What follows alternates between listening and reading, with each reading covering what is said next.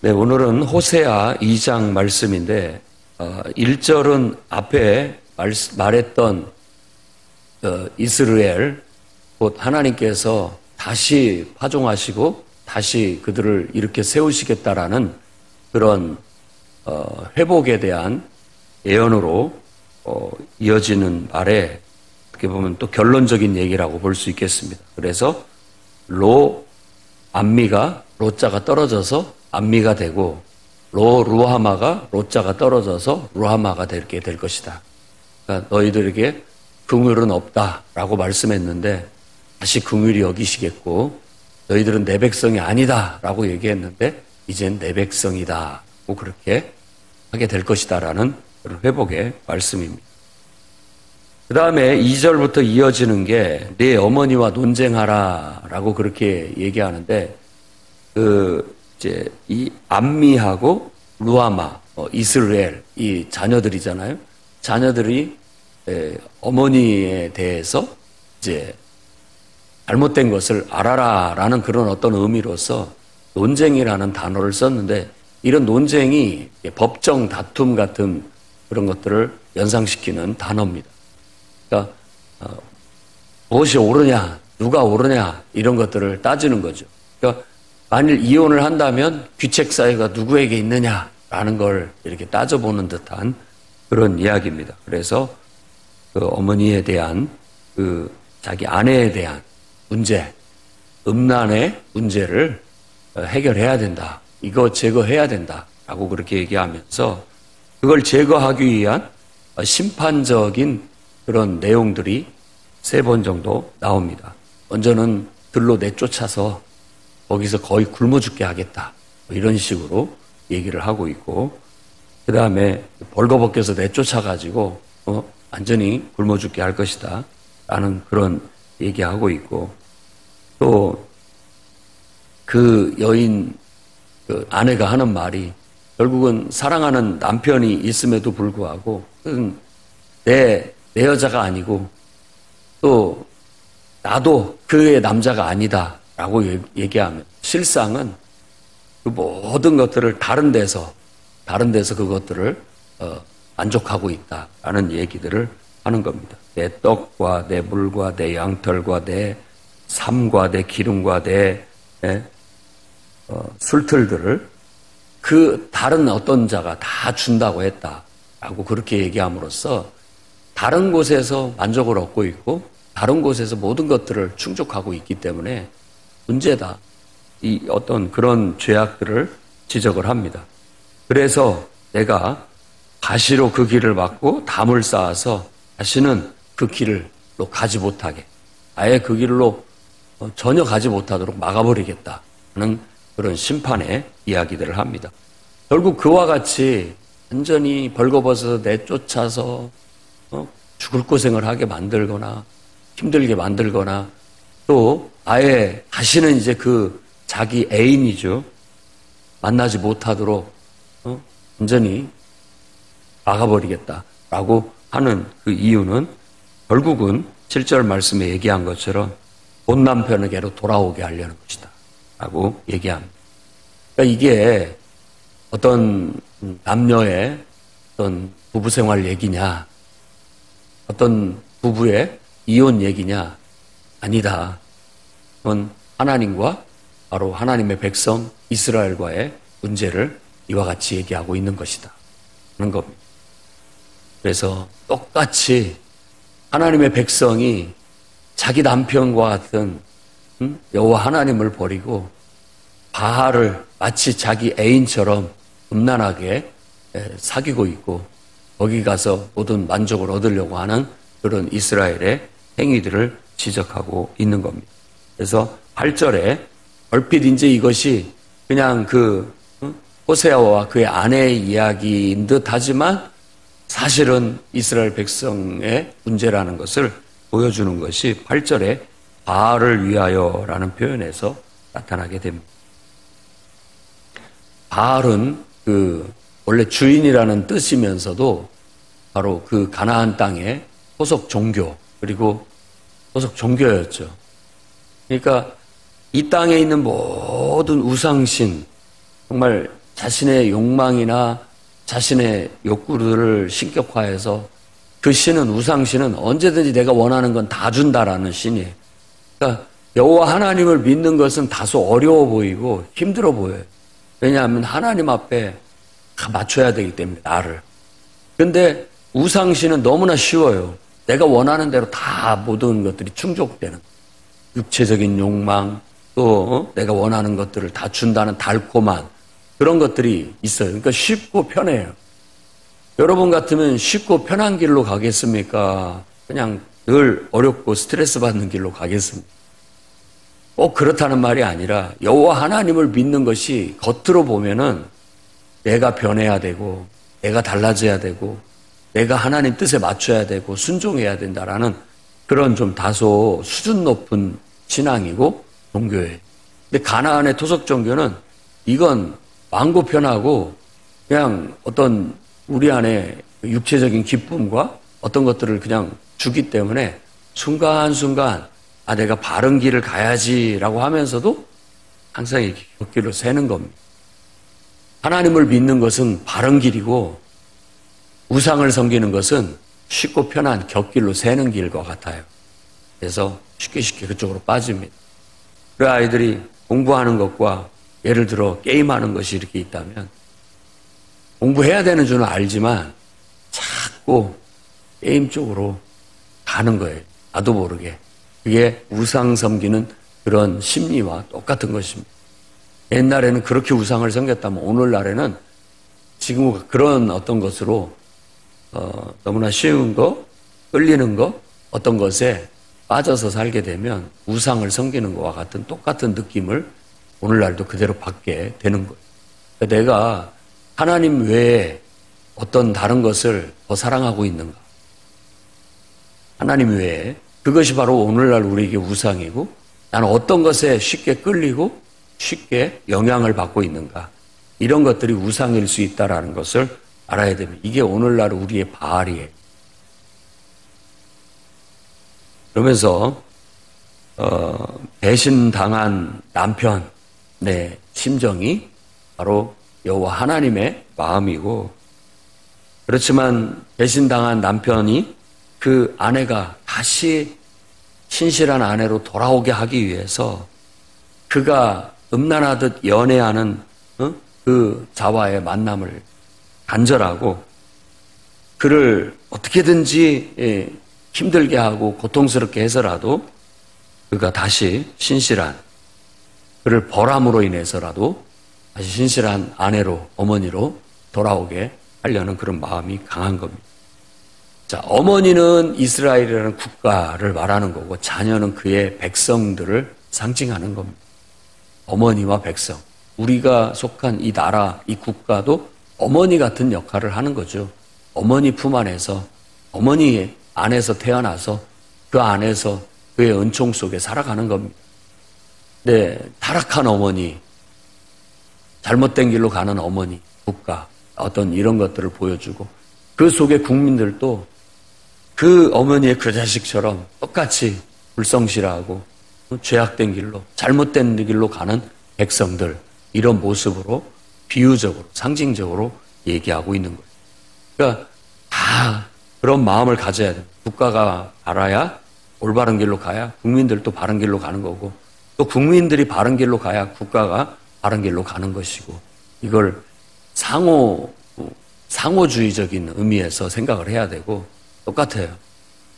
교회가 건전하고 바라야 어머니 역할을 제대로 하는 것이고, 또 그래야 그 속에서 성도들이 구원의 확신과 정말 신실한 성도들이 자라나서 나아가는 것이고, 똑같습니다. 또 정말 성도들이 신실한 믿음과 아주 충성된 믿음으로 바로 서야 교회가 건전해지고 교회가 바른 길로 가게 되는 것이고, 상호 보완적인 관계 속에 있는 거예요. 가정에도 부모, 아버지, 어머니, 부모가 신실하고 바르게 살아야 자녀들도 그 안에서 바르게 자라는 것이고 바른 삶을 살게 되는 것이고, 또 자녀들이 바르고 성실하고 온전해야 또 그 가정이, 또 부모들도 또 바르고 온전하게 바로 서나갈 수 있게 된다라고도 볼 수 있는 겁니다. 누구 탓이 아니고 상호 보완적이라는 것. 이거 잊지 말아야 되고. 또 하나는 누가 하나가 잘못된다 할지라도 그 속에서 나는 다른 길을 가야 되겠다라는 그런 태도를 갖는 것이 바람직합니다.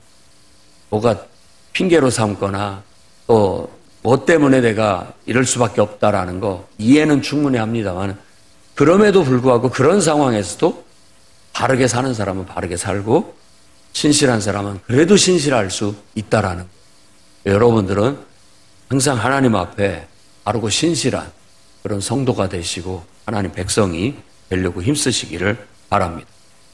이런 불성실한 아내요 어머니를 그래도 배신당한 남편 입장인 하나님은 어떻게든지 타일러서 바르게 만들려고 14절부터는 그 내용으로 이어집니다.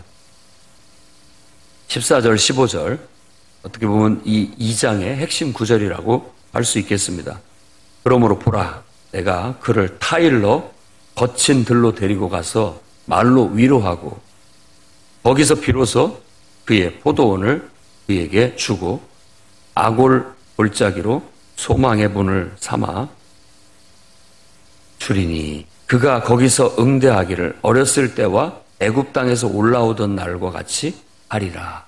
다시 옛날에 처음에 신실했던 그때로 돌아가게 할 것이다 라고 말합니다. 아골 골짜기로 소망의 문을 삼는다. 아골이라는 말은 구약의 그 아간과 관련된 아골 골짜기, 이 아골이라는 말은 고난, 환난 이런 뜻입니다. 환난의 골짜기, 고통의 골짜기 이런 말이. 그러니까 그를 말로도 타이르고 그 다음에 위로하고 얼레고 달래고 위로하고 또 그를 어렵게 함으로써 고난의 골짜기, 아골 골짜기를 통과하게 함으로써 다시 옛날에 신실하고 순수했던 그때로 돌아가게 하겠다. 처음 애굽에서 나와서 정말 하나님 백성으로 살겠다라고 했던 그때의 첫사랑으로, 처음 사랑으로, 첫 믿음으로 내가 회복시키겠다라고 그렇게 말합니다. 그렇게 되면 그때 네가 나를 내 남편이라고 고백하게 될 것이다. 내 남편이다. 더 이상 내 바알이다 라는 말은 입에도 말하지 않겠다. 이 바알은 이제 자기가 애인이죠. 애인, 연인. 자기 더 이상 그걸 찾지도 않겠다. 의지하지도 않겠다 라고 그렇게 고백하게 만들게 될 거라는 거예요. 그게 하나님의 지금 심판, 징계의 궁극적인 목적이라고 밝히고 있습니다. 이런 식으로 회복이 돼서 결국 이스라엘과 하나님은 다시 장가들듯이 하나님은 네 남편이 되고 너는 내 신부가 되고 이렇게 해서 다시 아름다운 부부의 관계를 회복하게 될 것이다. 그래서 이 이미지가 이제 종말론적인 완성의 이미지로 사용돼서 쓰여지게 되는 거예요. 그래서 우리가 마지막 날 구원받아서 어린 양의 혼인잔치라고 말하는 계시록의 이야기가 바로 이것의 이야기라고 볼 수 있습니다. 결국 어린 양의 신부가 잘 단장돼서 깨끗하고 순결하게 준비가 되어지게 되면 신랑 대신 어린 양 예수 그리스도와 함께 혼인잔치를 하는 것으로 온 인류의 역사가 귀결되고 완성되는 날 그런 잔치가 이루어지게 될 것이다 라는 그런 은유로 완전한 회복의 모습, 구원의 완성, 구원의 기쁨, 구원의 큰 잔치가 그런 예수님과 어린 양의 신부인 교회와의 재회, 완전한 하나됨으로 묘사하고 있는 겁니다. 그래서 내 남편이 되고 내 아내가 되고 한다라는 것은 완전한 하나됨, 온전한 하나됨을 얘기하는 겁니다. 우리가 이제 부부가 돼서 생활에 나가는 데 있어서 우리 부부의 관계는 온전한 하나됨을 이루고 있는가? 신실한 관계 속에 살아가고 있는가? 처음 결혼할 때, 서로 사랑해서 결혼할 때 결혼 서약을 하던 그 순수한 그 서약대로 좋든 싫든 충실하게 살아가고 있는. 살다 보면 사랑으로 시작해서 미운정, 고운정도 들지만 사실 사랑의 완성은 서로 간의 신실함에 있고 충성됨에 있습니다. 변함없이 서로를 내 몸처럼 여기고 서로를 사랑하는 그 헌신된 충성됨, 이것이 남는 거예요. 그래서 그것이 부부라는 하나됨을 이루게 만들고 그 속에서 말로 할 수 없는 어떤 충족감을 얻게 만듭니다. 근데 우리가 그걸 너무 쉽게 포기하면 안 됩니다. 노력해서 더 신실하게 아내는 아내로서의 도리를 다하고 남편은 남편으로서의 도리를 다하면서 서로에게 없는 것을 찾으려고 하지 말고 서로를 섬기는 마음으로 살게 된다면 상호 보완이 이루어져서 온전한 하나됨을 이루는 겁니다. 그게 가장 이상적인 거예요. 그래서 부부관계로 하나님과 우리와의 관계도 설명을 하는 겁니다. 그러니까 어쩌면 내가 내 배우자와 진실한 사랑을 하고 그 사랑을 바탕으로 한 진정한 섬김과 헌신을 통하여 서로 하나됨을 이루어가는 것은 하나님을 섬기는 것을 배우는 겁니다. 하나님을 섬기는 하나의 샘플처럼 배우는 거예요. 훈련하는 겁니다. 그래서 우리가 그런 식으로 하나님을 사랑하는 거예요. 하나님도 그렇게 우리를 사랑하시는 거고, 그럼으로써 서로 상호 보완적으로 서로에게 충족되는 그런 관계를 유지해 나가게 되는 것이죠. 그러니 여러분 입속에 배우자에 대한 어떤 불만, 그거 그냥 없애시기 바랍니다. 없애야 됩니다. 그리고 항상 상대의 부족함은 내가 채워준다라는 마음으로 서로를 충족시켜 주려고 서로에 대한 헌신으로 일관하셔야 됩니다. 성경에서도 남편은 아내를 위해서 예수님처럼 자기 목숨을 다 바쳐서 목숨을 내놔라. 그렇게 돌보라는 뜻입니다. 아내는 남편에게 조금 복종하라.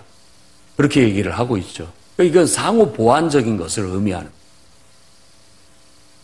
누군가는 머리 역할을 하고 누군가는 몸의 역할을 하는데 머리 역할을 할 때 몸은 적극적으로 그 머리에 따라줘서 화합하고 하나됨을 이루어 나가는 이겁니다. 근데 부부간에 누가 머리고 몸이냐라고 말했을 때 남자는 머리고 여자는 몸이다라고 말하는 듯 하지만 그 말 속에서 더 깊은 이해는 누구든지 머리 역할을 하면 머리가 되는 거고 누구든지 몸의 역할을 하면 몸의 역할이 되는 거예요. 이게 서로 왔다 갔다 하는 겁니다.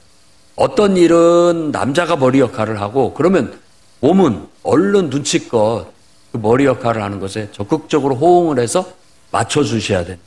이게 순종이고 긍정이고 하나됨이고 충성이고 헌신인 거예요. 얼른 하나 돼서 같이 동조해서 한 마음으로 나아가야 되는 것이죠. 또 여자가 머리 역할을 할 때가 있습니다. 가정 부부라는 게 그렇습니다. 그럴 때도 남편도 눈치껏 네가 뭔데 나서느냐 이런 것이 아니라 눈치껏 얼른 몸의 역할을 해서 적극적으로 호응해주고 하나가 돼서 어떤 일들을 이뤄나가게 되면 정말 그리스도와 교회가 그와 같이 한 몸이 돼서 나아가는 것처럼 된다. 이 원리가 관계의 원리예요. 지금 이 호세아서는 그런 사랑의 관계의 원리를 우리에게 가르쳐주고 있는 거예요. 여러분이 교회에서의 공동체 생활도 누군가 머리 역할을 하면 몸의 역할을 하는 사람은 그럽시다. 아멘. 적극적으로 호응해서 화합하고 뜻을 함께해서 그 일을 이뤄내면 되는 겁니다. 또 여러분들도 어느 땐가는 머리 역할을 할 겁니다. 머리 역할을 할 때가 있어요. 그럴 때는 다른 사람들이 또 적극적으로 여러분들한테 아멘하고 호응해서 함께 해주면 여러분들도 굉장히 뿌듯하고 고맙게 느껴질 거예요. 그렇다면 다른 사람이 머리 역할을 할 때에도 나도 그 사람이 나에게 고맙게 느껴지도록 뿌듯하게 느껴질 수 있도록 적극적으로 호응해서 도와주시는 것이 필요합니다. 이게 화합이고 하나됨이고 이건 부부 관계 생활에서뿐만 아니라 가정에서도 그래야 되고 교회에서도 그렇게 해야 되고 여러분의 직장에서도 그렇게 해야 되고 여러분들이 살아가는 사회 생활 속에서도 항상 이 관계의 원리를 가지고 나아가면 어디 가나 사랑받고 이쁨 받습니다. 그런 사람은 없어서는 안 될 꼭 필요한 사람인 거예요. 그렇게 우리가 살아갈 수 있도록 이 성경을 통해서 순종의 원리를 배우고 화합의 원리를 배우고 하나됨의 원리를 배워서 정말 하나님과 하나님 백성인 하나님 피조물인 우리 인간이 화합하고 협력해서 예배하고 순종하고 헌신함으로써 하나됨을 이뤄내는 것처럼 일상생활에서도 그 정신이, 그 신앙의 정신이 삶에도 그대로 실천되어져서 과연 하나님을 믿는 사람들은 바르다, 신실하다, 어디서든지 소금처럼 없어서는 안 될 소중한 존재들이다. 어떤 의미에서 세상에 빛과 같은 역할을 하는구나라는 인정을 받고 하나님께 영광을 돌리는 그런 역사가 있기를 주의 이름으로 축원드립니다. 기도하겠습니다. 거룩하신 하나님, 신앙의 정통을 바로 세울 수 있도록 붙잡아 주옵소서. 하나님과의 신실한 언약관계, 그것은 사랑이요 또 하나님을 향한 충성임을 믿습니다. 온전히 100% 온전히 마음으로 화합하여 하나님과 한마음이 되어 순종하여 우리의 삶의 결실로 맺어지게 될 때 온전한 하나님의 사랑이 이루어지게 될 줄로 믿습니다. 이제 우리가 불성실하고 음란하고 악한 길로 가서 하나님의 저주의 메시지가 애연히 쏟아져 저주의 노래가 불려졌던 옛생활을 끊어버리게 하시고 이제는 하나님과 관계 회복으로 사랑의 노래, 축복의 노래를 다시 새 노래로 부를 수 있는 저희들이 되게 하나님 변화시켜 주시옵소서. 하나님을 믿는 그 신실함이 부부관계에서도 가정에서도 부모와 자녀 관계 속에서도 또 직장에서도 또 이 사회 속에서도 교회 안에서도 이것이 구체적으로 실천되어지게 하셔서 아름다운 사랑의 노래가 울려 퍼지게 하시고 축복의 노래가 울려 퍼지게 해 주시옵소서. 예수님 귀하신 이름으로 기도드립니다.